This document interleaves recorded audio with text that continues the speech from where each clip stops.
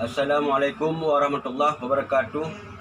Saya sebagai Forum Kecil Kecamatan Simpang Tiga, Kabupaten Aceh Besar, menanggapi perkembangan situasi menjelang pelantikan Presiden dan Wakil Presiden terpilih. Dengan ini saya menghimbau, satu, agar masyarakat jangan mudah terprovokasi atas adanya isu-isu yang selalu menyudutkan kinerja pemerintah.